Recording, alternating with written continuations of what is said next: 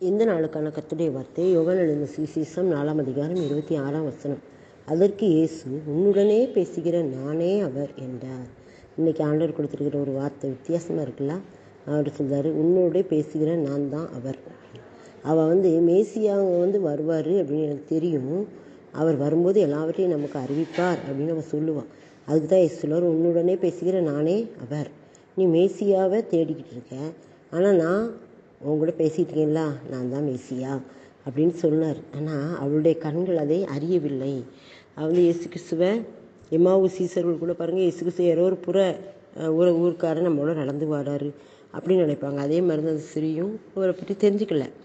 ஆனால் அவர் சொன்ன உடனே அவள் ஆச்சரியப்பட்டு என்ன செய்தா, குளத்தை வச்சுட்டு ஊருக்குள்ளே போய் சொல்கிறான், நான் மேசியாவை பார்த்தேன், நான் அவர் பாருங்கள் அவர் கிறிஸ்து தானா அப்படின்னு சொல்லி சாட்சியாக சொல்லுதா. உன்னுடனே பேசுகிற நானே அவர் அப்படின்னு அவர் சொல்கிறாரு. நம்மோடு தினந்தோறும் பேசுகிற கர்த்தர் ஒருவர் உண்டு. உங்கள் வாழ்க்கையிலையும் யார் பேசினாலும் கர்த்தர் உங்களோடு பேசிக்கிட்டே இருப்பார்.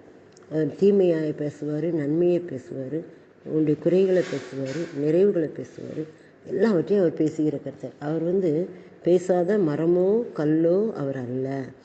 பேசும் தெய்வம் நீர், பேசாத மரமோ கல்லோ நீர் அல்ல, பேசும் தெய்வம் நீர். ஒன்றும் படிக்கும்ல. பேசுகிற தேவன் ஒருவர் உண்டுன்னா அவர் இயேசு கிறிஸ்துவாகிய பிதாவாகிய தேவன், இயேசு கிறிஸ்துவாகிய தேவன், பரிசுத்த ஆவியானவராகிய தேவன். அவங்க தான் நம்மளோட வேத புத்தகத்தின் மூலமாக பேசுவாங்க, பல வழியாக பேசுவாங்க.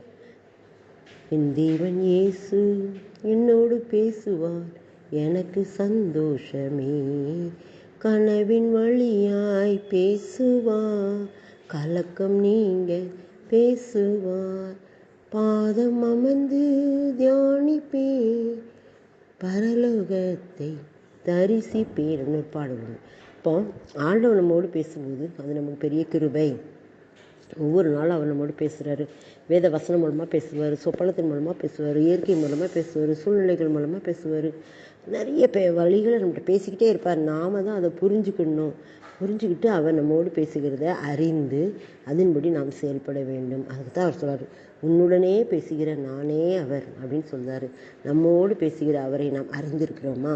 தினமும் அவர் பேசுகிற சத்தத்தை நாம் மெல்லிய சத்தத்தை கேட்கணும், அது கீழ்ப்படியணும், அதை அறிந்து கொள்ளணும்.